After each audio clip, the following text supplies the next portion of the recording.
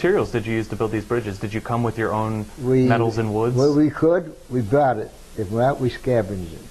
And most of the time we had to bring the stuff up from the back. So we always, but we never, only once in a while we were lucky we had a steel beam.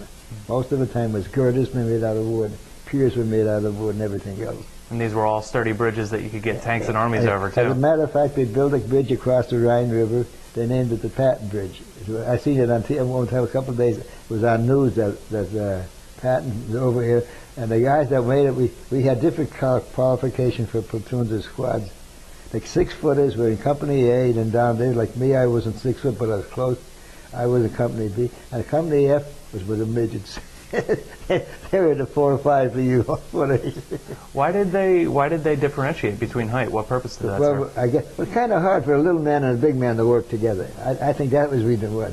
If I'm region, we're both the same height and everything, you can do it like that. And then afterward, later on, the F Company built up a good reputation. They made potato pancakes. And everybody in the neighborhood come around looking for it. The cooks made it, not the cooks, the engineers. So outside of that, then after the war, we got as far as like a Passau and a town by the name Rottenegg. It was up in the Austrian border in Germany. And I remember in Linz, where we went across the Linz, and we were on a 6x6, and we're speeding along, and all of a sudden the Jeep pulls over, follows at the driver. Slow down. What for? He says, you're speeding. He said, when there's a war going? He said, no, they just finished it yesterday. So you were in Europe for VE Day? Yeah. And that's how you found out? Right on the Danube River. Right there. When they, as a matter of fact, when there was one German come over in a little pilot from a World War I model plane, he strafed us. And there was a little girl lady going by, and I just grabbed a hold and pushed her in the corner. I said, stay put, after he understood it. And then I found out later on, they knocked the airplane down.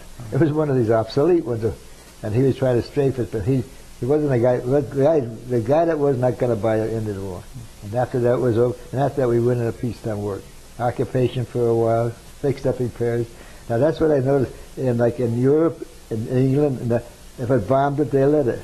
But the Germans, they picked up right away and they cleaned up. They started straightening up and never thinking out. And I seen these fellows from the concentration camps. You could spot them right away. They had strike troops. They're very thin. About half of them were just about moving. Did you have a lot of experience with people who were in concentration camps? No, we had some contact. I did, but not me. But some of them did, and took care of them like that. As a matter of fact, this movie, Band of Brothers, we were there and everything, in that area, all that thing. Really? It fit in the history of our outfit, but it was in there. And then everything was pretty good after that. All of us, we got orders, we had to go back to France, so we went back from Germany to Marseille, and they got orders we were going to Japan. You were in Marseille at this time. Where did you move from Marseille after that, once you got those orders? Did you stay in Europe for a little while getting ready to go to Japan? Yeah, getting ready, getting equipment, getting all the stuff that we needed, getting replacements. We were very fortunate we didn't have many casualties as far as the war was concerned. We had a couple because of mines or something else. Like one fellow was because snow on the car, the truck went off the road and it rolled over. But as far as close combat, no. That gave you a lot of opportunity to get to know the people you were with. We didn't. No, you couldn't. In Germany at that time, after the war, if you fraternized, it cost you money. We had one kid told the captain, said, "Are you fraternizing?" He said, "What the hell do you care?" Bam! He was arrested for fraternizing with the German pillars. Yet now I see in this war that's going on now, the civilians are walking alongside the GIs. You know which is who is who.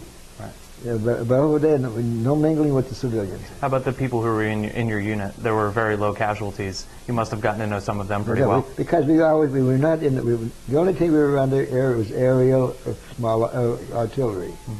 But the rest of small arm fire, we never got that. We did get strafed a couple of times, but no one got hurt.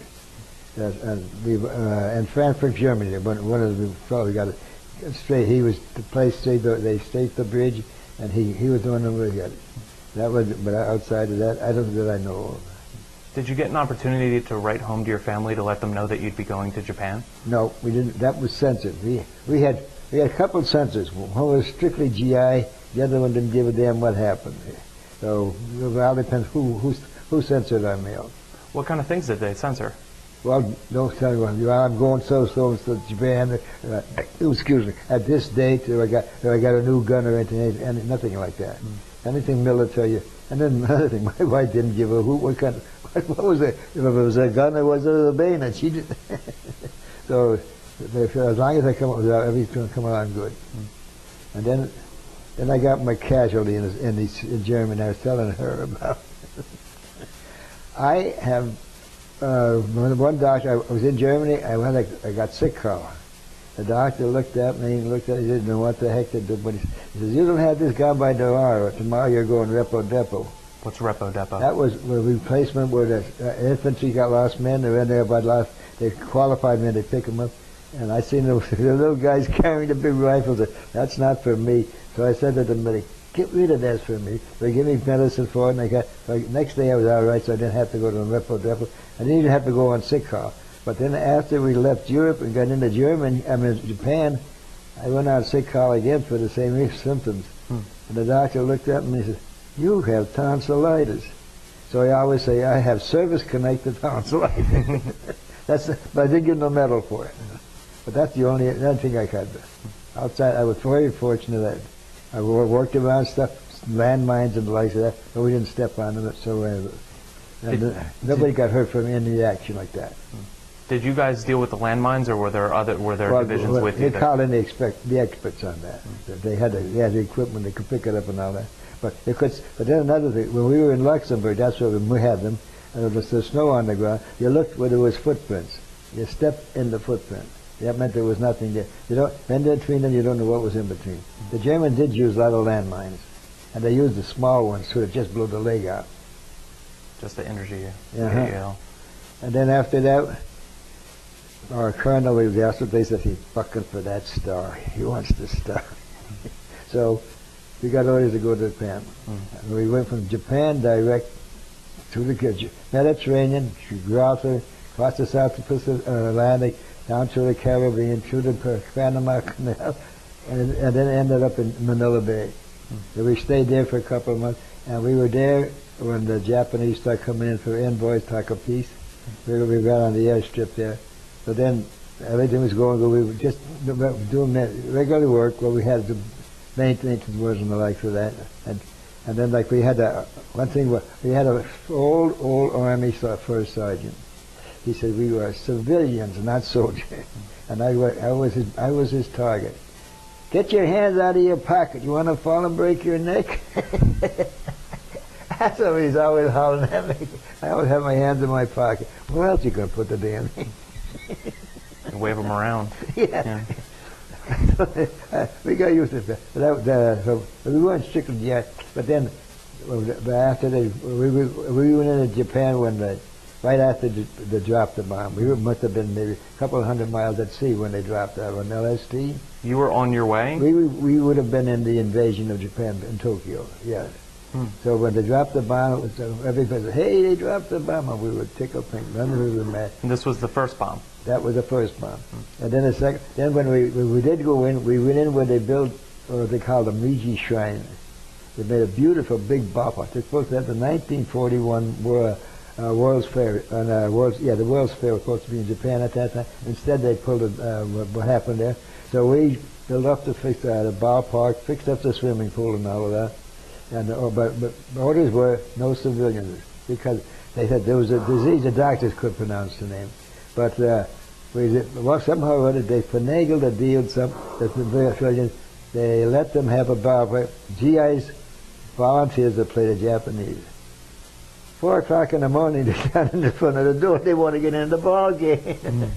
They were dying. They were die-hard ball players over there. Oh, yeah? Oh, they couldn't wait for the doors open. Well, I guess the question to ask is, were they any good? Yeah, well, maybe we got them into playing baseball now. We got a couple of them. Yeah, they were good ball players. But I was just a spectator, just like in everything else. But my one guy, my buddy, he was strictly baseball, shortstop, from Illinois. And after that, we got orders to come home. And I was, thank God, and I remember December the 10th, snow is about 3 foot high, everything is on strike. The only thing